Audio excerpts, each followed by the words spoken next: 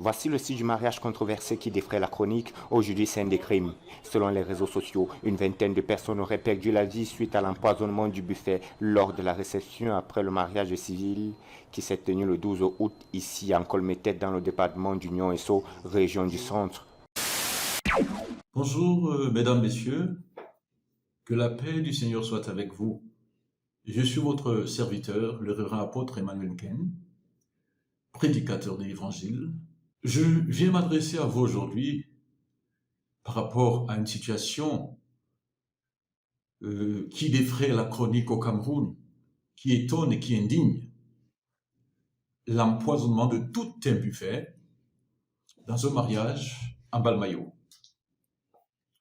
En dehors de ce cas triste, regrettable, nous avons un autre, pas moins grave. Dans la ville de Mélon, un monsieur aurait choisi simplement d'empoisonner le puits de tout le quartier. Alors, je suis étonné. Pourquoi je suis étonné? Parce que je constate que les Camerounais s'indignent de toutes ces situations. Mais comment pouvons-nous nous indigner alors que nous avons écarté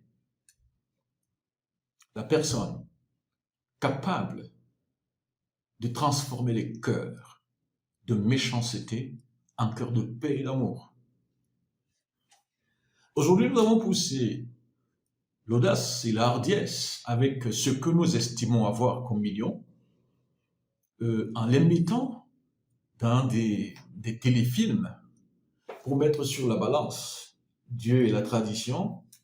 Et puis, bravo, vous avez donné raison à la tradition en écartant le Créateur,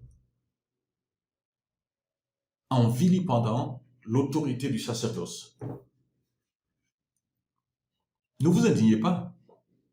Lorsque nous écartons Dieu, lorsque nous déployons ainsi, en mettant tous ces moyens pour que Dieu se taise, ne vous inquiétez pas, vous aurez des résultats qui conviennent à votre action. Malheureusement, j'ai l'impression que ce n'est que très peu de personnes qui s'indignent de cette activité de dégradation, de déstabilisation des valeurs spirituelles chrétiennes. Il y a quelque temps, un groupe chrétien appelé Exo chantait « Les ténèbres ont reculé devant l'agneau immolé, devant l'œuvre de la croix ». Mais aujourd'hui, il faudrait le constater que c'est la lumière qui n'a plus de place. Les uns et les autres, chacun fait ce qu'il veut. Les gens font ce qu'ils veulent. Impunément. Les gens meurent. Les cœurs sont devenus des cœurs de pierre parce qu'il n'y a plus aucune exhortation à la miséricorde, aucune exhortation au pardon, aucune exhortation à l'amour, aucune sensibilisation à la tolérance. Nous sommes dans la brutalité à tous les niveaux. Je voudrais me limiter dans le cas du poison, parce que si je commence à évoquer d'autres situations, alors là, c'est extraordinaire, assez rocambolesque ce qui se passe dans notre pays. Mais ceci est l'évidence d'une chose. La lumière n'est plus. Je voudrais expliquer à ceux qui se posent la question, quelqu'un me disait aujourd'hui, n'est-ce pas, ces gens ont le cœur. Je dis non, en fait, ils n'ont plus le cœur. Qu'est-ce qui se passe? Cette manifestation que vous voyez ne naît que de la présence dans l'âme de l'homme un poison qu'on appelle la jalousie. Malheureusement, la jalousie est la chose la plus ridicule qu'un homme puisse adopter dans sa vie. C'est la chose la plus improductive. C'est la chose la plus déshumanisante. Et malheureusement, elle n'est pas sans conséquence. Parce que elle détruit ce qu'on jalouse. Et celui qui a l'art de détruire par la jalousie finira par passer à la barre. Il rendra compte. Donc, Elle détruit les victimes, elle détruit les bourreaux. Et voilà, voilà la jalousie. Vous savez, la jalousie n'est pas un talent. La jalousie, c'est une tare. Malheureusement, même au sein de l'Église, on trouve la jalousie. Bien-aimé, il est question de découvrir dans sa vie le talent spécifique, particulier que nous avons, de l'aiguiser, et puis voilà, il va porter du fruit. Au lieu de passer du temps à rechercher ce talent, n'est-ce pas, on le gâche en jalousant ceux qui prospèrent dans ce qu'ils ont découvert comme étant leur talent et qu'ils sont en train d'aiguiser et faire prospérer. Je veux vous dire, bien-aimés qui m'écoutez, si vous êtes indigné par rapport à ces multiples situations qui nous environnent, allez reconsidérer ce que la sœur de Lazare, Marthe, a dit à Jésus. Elle lui a dit, Seigneur, si tu avais été ici, mon frère ne serait pas mort. Combien le Seigneur Jésus-Christ est absent dans nos grands systèmes religieux. Combien le Seigneur Jésus-Christ est absent dans nos chapelles. Combien le Seigneur Jésus-Christ est absent dans nos cœurs. Pourtant, nous portons le nom de serviteur de Dieu, de servante de Dieu, de chrétien, etc. Mais allons voir ce que nous faisons dans le noir. Je suis certain que la personne qui a eu l'ingénieuse idée d'empoisonner tout un buffet, certainement appartient à une église et elle est très activiste, voilà. Elle est peut-être choriste ou bien même prédicateur. Bien-aimé, le monde va mal. Lorsque nous écartons le Seigneur, nous entrons dans le catombe. Alors, aujourd'hui, je voudrais vous présenter un empoisonné particulier dont la vie a été un enseignement et même la mort continue de délivrer les hommes aujourd'hui. Regardez et tirez des leçons. Pourquoi le poison? Pour quel but? Pour quel résultat? Pour l'empoisonneur. Lorsque vous avez empoisonné, avez-vous retiré le talent de celui que votre victime? Avez-vous reçu un prix? Que faites-vous de votre conscience?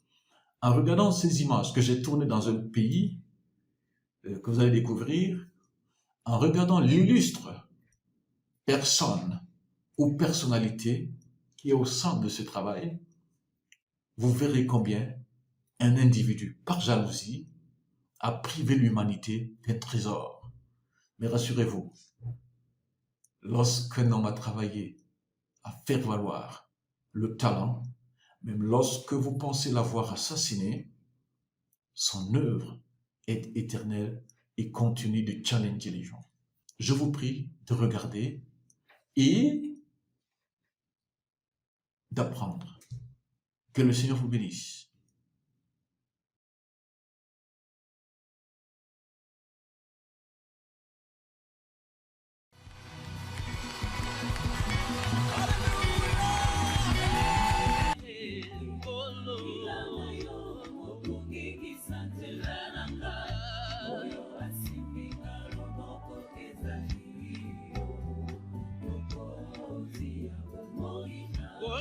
Même si les hommes n'arrivent plus à chanter ta louange, les chants d'oiseaux s'élèveront vers toi.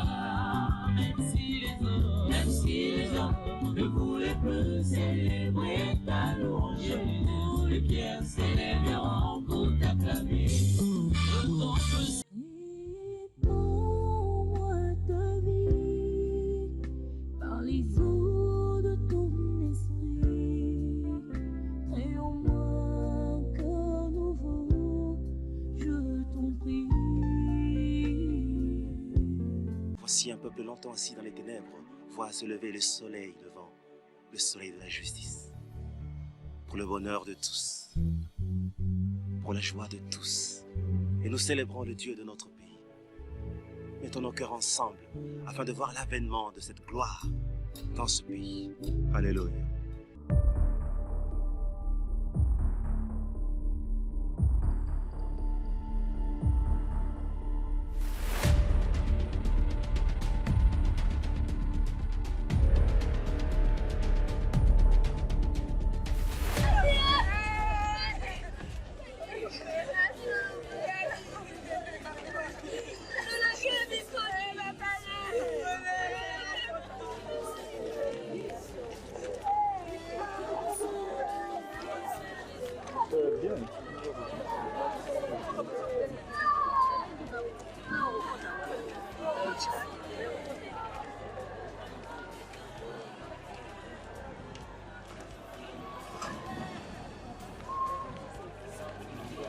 Non, non, je veux passer. Je veux passer.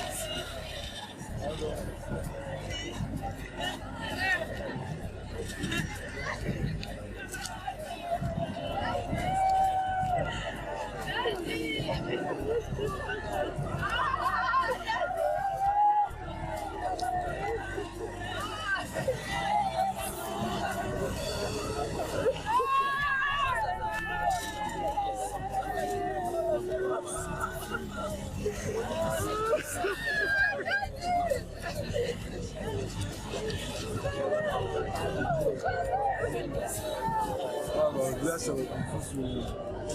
C'est long, là, plus... Ici, là, on est en journée. Regarde.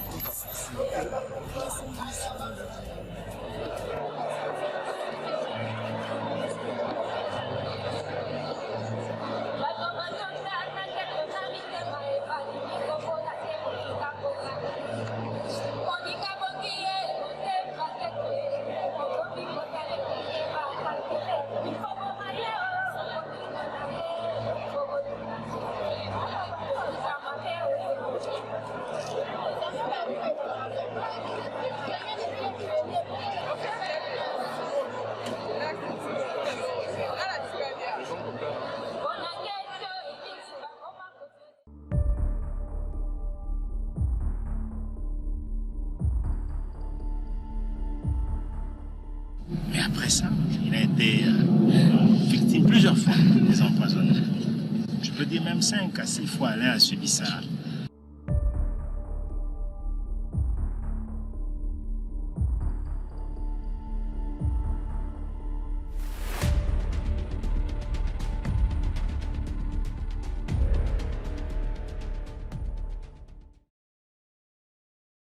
Et si tu écoutes ce message, ta vie sera changée. En suivant de plus près l'événement tel que ça se déroule, et en observant calmement combien les gens sont touchés, j'ai tiré beaucoup de leçons là-dessus. Et je me suis dit, je ne peux pas jouer avec la vie. C'est pourquoi je veux lire un passage biblique dans Ecclésiaste. Ecclésiaste chapitre 6. Verset 3 à 6. Je répète, Ecclésiaste 6, 3 à 6. Quand je lis la Bible, la Bible dit qu'un homme peut avoir vécu beaucoup d'années sur la terre. Il peut avoir engendré même plus de 100 enfants. Mais s'il n'est pas entré dans son bonheur, s'il n'a pas joui de la vie, même un avorton est plus heureux que lui.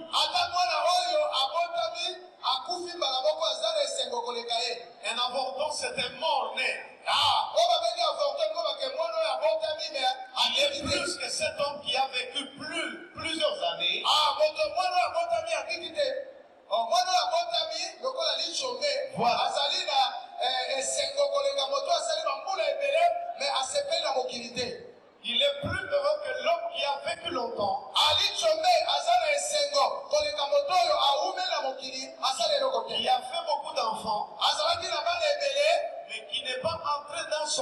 bonheur.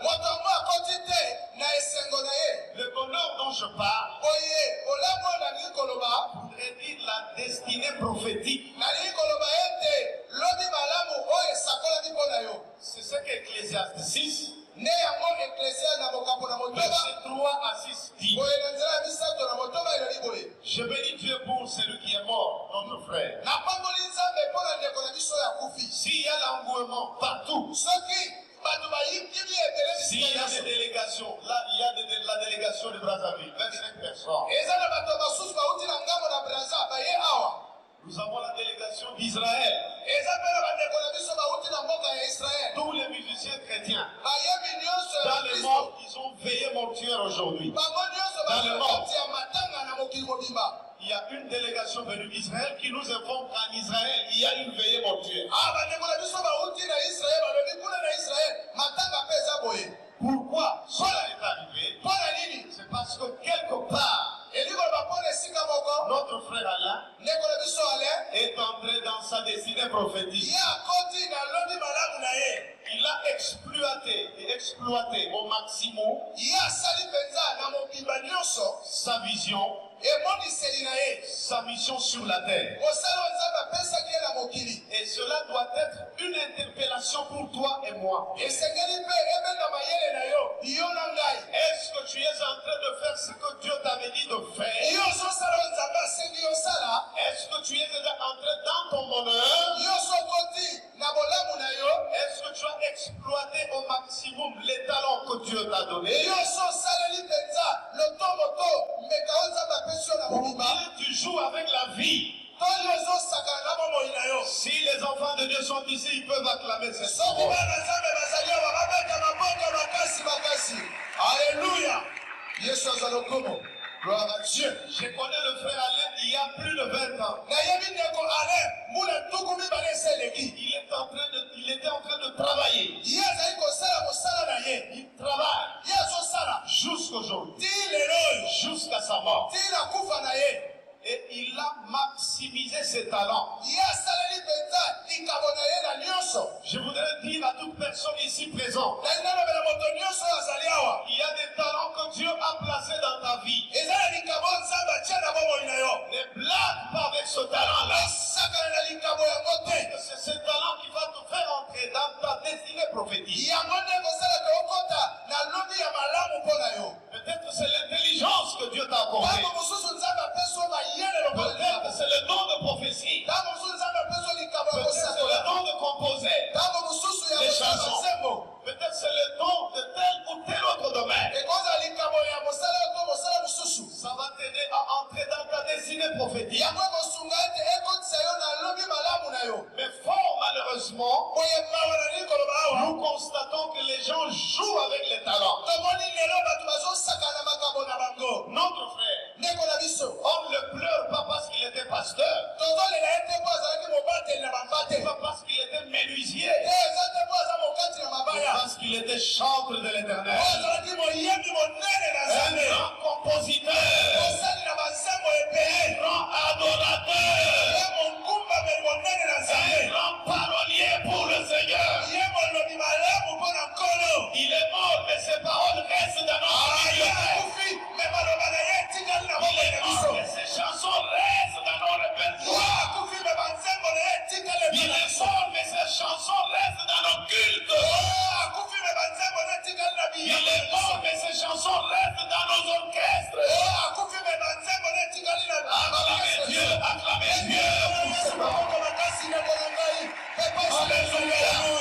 Dieu. Alléluia. Alléluia. Alléluia. Ça doit t'enseigner. Ne blague pas avec la vie. Ne blague pas avec les études. Quelque part, il était spirituel, mais il était intelligent. Parce que tout ce qu'il disait ça, toutes ces paroles, c'était parce que c'était inspiré, bien sûr. Mais aussi, il y avait Moutou Zosala. Alléluia, gloire à Dieu.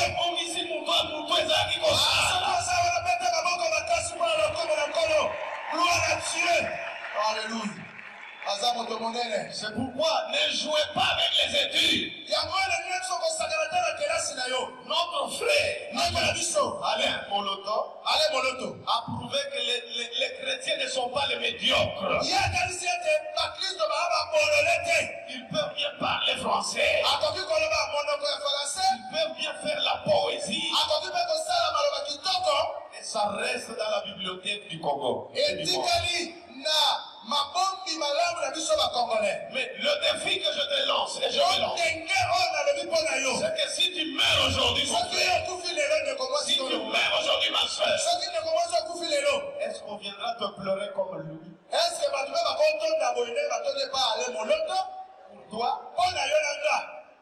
le gouvernement t'a empoisonné. Le gouvernement, c'est qui? Le pouvoir en place. Non, c'est pas vrai. Tu dérangeais. Des élucubrations, des gens qui racontent des trucs. C'est pas le gouvernement, non. J'ai rien contre le gouvernement. Le gouvernement n'a rien contre moi. Bien au contraire, on est calme au pays. Ça s'est passé ici chez vous. C'est lui qui a concocté tout ça. Je connais la personne qui l'a fait. Et je l'aime beaucoup, je l'aime bien. Ça n'a pas touché dans sa iota, mon amour pour lui. Parce que je sais que derrière son geste, c'est le diable qui a concocté tout ça.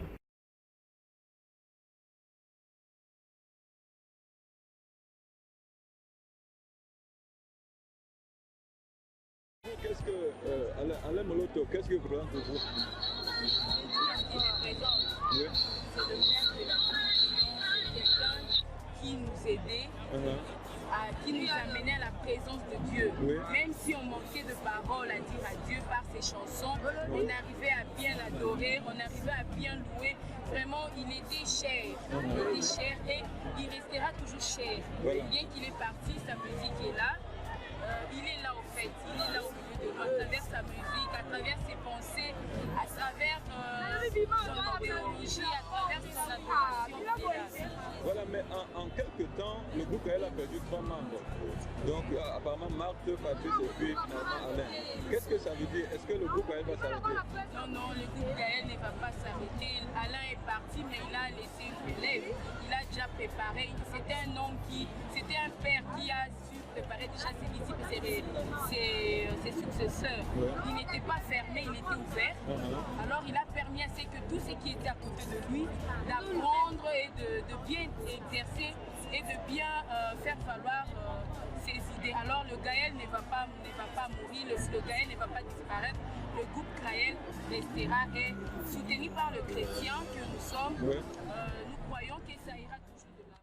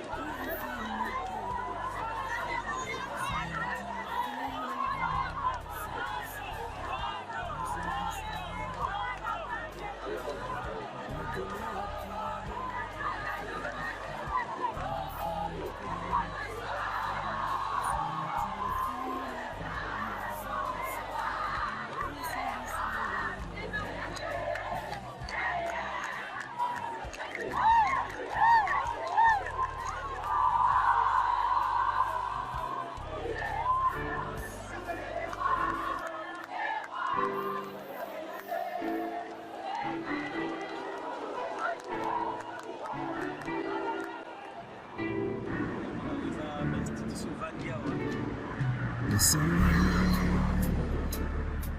la lumière de Dieu répand sur nous. Les rayons de ton éclat Nous repères les ténèbres de ma vie. Oh ouais, pour la gloire de Dieu. Que la douceur de ta voix résonne en mon cœur. Et au milieu de tes voix, je viens comme un vainqueur, fidèle ami. Devant le trône de ta grandeur, je viens t'adorer, Jésus-Christ. Siégé dans la cour du grand roi, avec des vieillards et tous les saints, jeter ma couronne, mon diadème, devant ta face, te dire je t'aime, Jésus. Devant la gloire de ta présence, je viens t'adorer.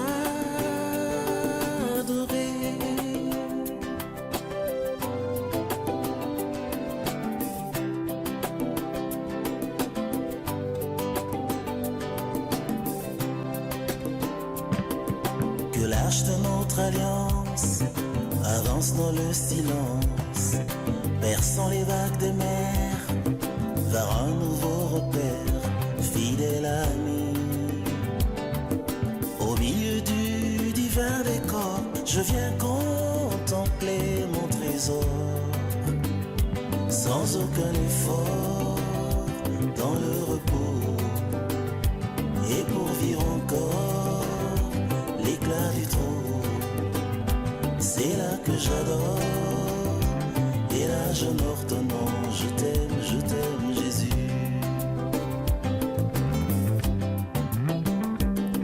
Ta promesse en moi est vie, ta parole me ravit.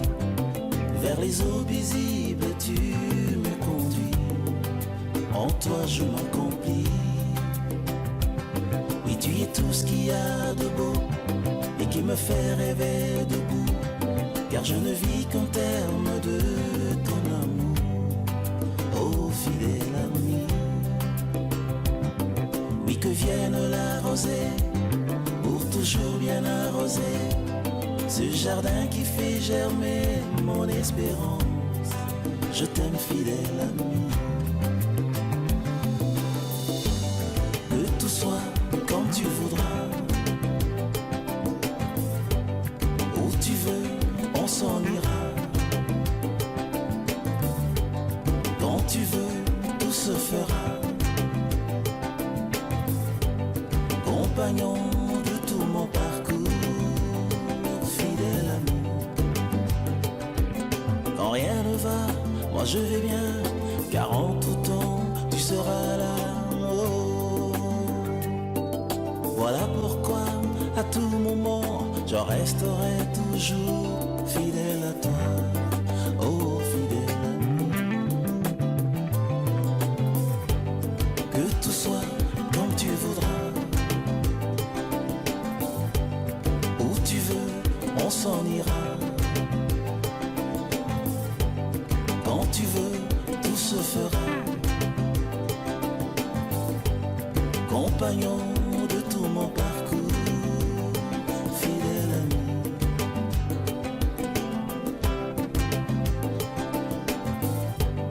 Que tout soit comme tu voudras, où tu veux, on s'en ira. Quand tu veux, tout se fera. Compagnon de tout mon parcours, fidèle ami. Que tout soit comme tu voudras, où tu veux, on s'en ira. Quand tu veux, tout se fera. Compagnon